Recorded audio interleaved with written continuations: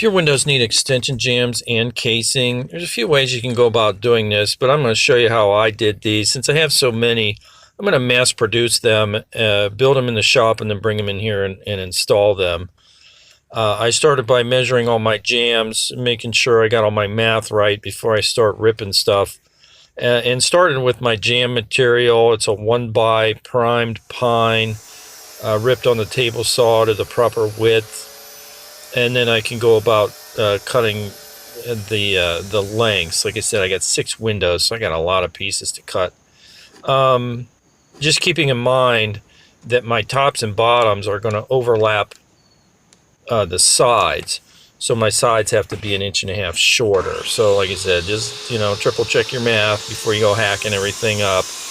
And then I pre-cut all my jamb pieces and then put the boxes together. What I did is I put the rip side towards the window, or down in this case. And keeping, if there's a good side, bad side to your material, make sure the good side's towards the window also. And then your orientation, make sure you got them oriented the right way before you nail them together. I glued and nailed my boxes together. You can screw them together if you want.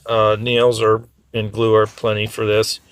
And then what I did is I squared up my box. So I got a piece of drywall here just to act as a little table for me. But I made the boxes measure diagonally, not that way, but diagonally on your box to square it up. And then I outlined the box just to keep it square for when I put the casing on. The casing, I made an 1/8 inch reveal around the window here and marked the top and one of the sides. If you only have a couple of windows here, you can do it this way. You can just cut your one piece and then mark it for your other piece. You can do them like that, but since I have so many, what I did is I pre-cut an angle on one side of a bunch of pieces, got them laying there, and then I made a stop for the material on my saw. I don't have a fancy saw, but this one I just mounted my saw to the table so it doesn't move, and then made an extension fence and a stop down there. Just kind of temporary. It's nothing fancy, but it works. So I need 12 of everything, so that's why I'm opting to do it this way. It keeps everything nice and uniform. Get one of your sides nailed, and then just make sure you glue your miters with some good wood glue. And when you tack them together, what you're doing is you're just basically tacking it to the frame, the 1x frame, and then make sure when you get your miters real nice like that, that you, after you tack it to the frame, that you hit one or two in the corners to hold it, and then you let your glue dry. Get this whole thing set up. Then I filled the nail holes, got one coat of paint on everything, and then brought them over here to install. So basically it's just like a window box. Just slide them into place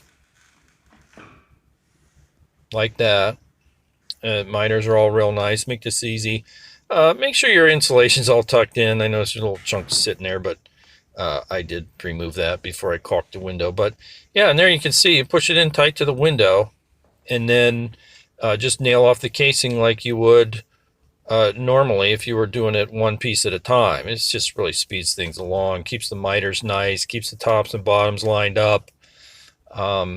So after I got all those in, nailed, nail holes filled, I went around and used some good fast drying painter's caulk against the vinyl window here, being careful not to gob it on too much, and then smooth it off with your finger, and you can pretty much call that ready to paint. I'll get my second coat of paint on this after this stuff dries, and I got my nail holes filled, and after that dries, get a second coat of paint on everything. So after I did that, you can see these turned out really nice, and I don't think, it took longer to build them in the shop, but they came out nice.